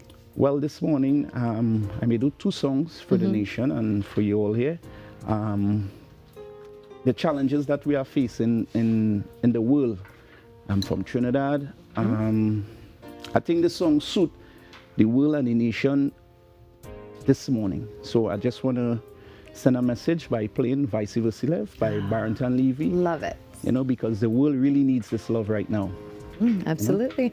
All right, well, thank you very, very much, Kevin. That's why we leave you today on Trinidad and Tobago Today. Thanks for joining us this week. Another amazing week on the show as we celebrated our 7-month anniversary of doing this for you every single day, Monday to Friday from 6 to 8. Thanks to my amazing crew.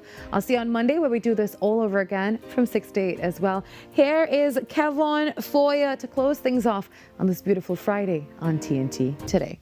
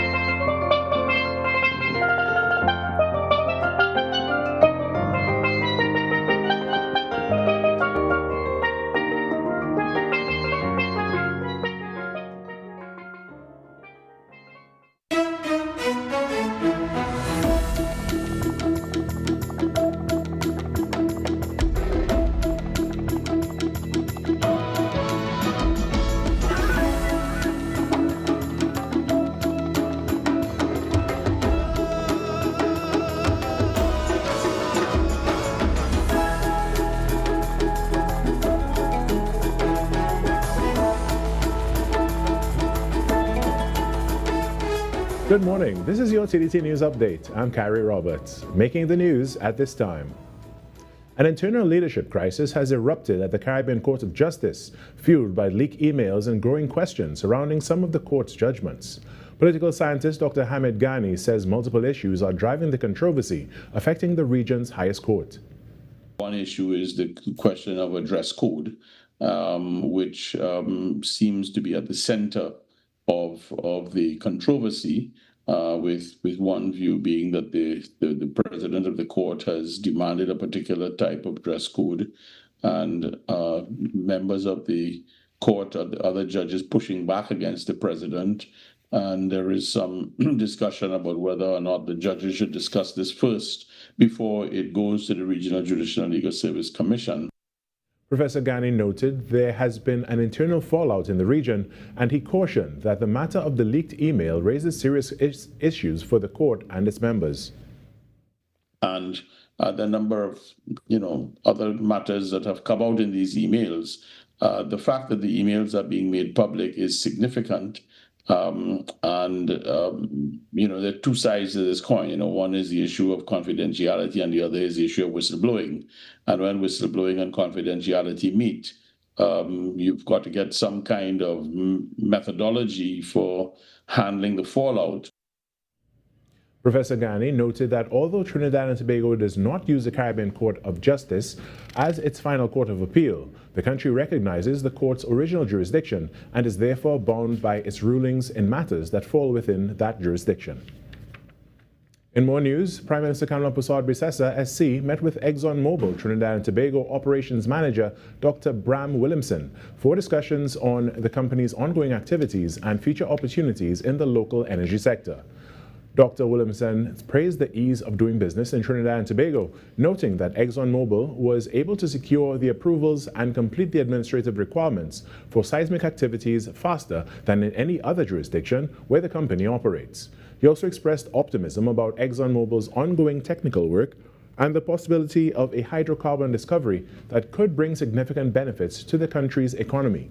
The Prime Minister welcomed the company's confidence in Trinidad and Tobago, while reaffirming government's commitment to creating a business-friendly environment that facilitates investment and allows companies to begin operations efficiently. The government says its focus remains on attracting foreign investment, creating sustainable jobs, expanding economic opportunities, and developing new revenue streams. Also participating in the meeting were Energy and Energy Industries Minister Dr. Rudal Munilal, Foreign and CARICOM Affairs Minister Sean Sobers, and Minister in the Ministry of Energy and Energy Industries Ernesto Quesar. And in Tobago, some of Tobago's brightest young achievers were recognized at the 2026 Tobago Youth Awards. Hosted at the Magdalena Grand Beach and Golf Resort, the ceremony honored outstanding contributions by young people across various fields and celebrated their accomplishments while inspiring others to pursue excellence and make a positive impact on their communities. The night began with a farewell speech from CARICOM Youth Ambassador Luke James Trim, who was candid about struggles he faced being an advocate from Tobago. Therefore, it is important as Tobagonians that we remember who we are, where we come from, and most importantly, where we are going. Because your silence will result in your erasure. Your shame will result in every stereotype they have attached to being a Tobagonian becoming your identity. Navigating challenges on the road to achievement can be tough, but Secretary of Youth Empowerment and Sport Keegan Denoon said the key is discipline. Because motivation will come and motivation will go. Discipline is what keeps you moving when motivation leaves. What is important? Because Tobago does not lack talented young people. A total of 19 awards were presented for achievement areas such as youth leadership, performing arts, education, and entrepreneurship. And that was your TDT News Update. I'm Carrie Roberts. On behalf of our entire team, have a great day.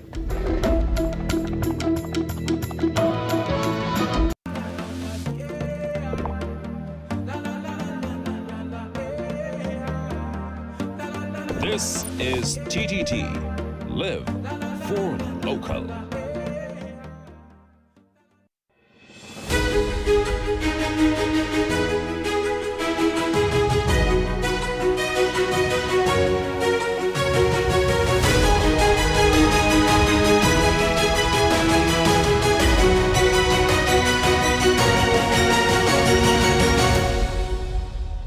Nazira, how are you? Fine, and you?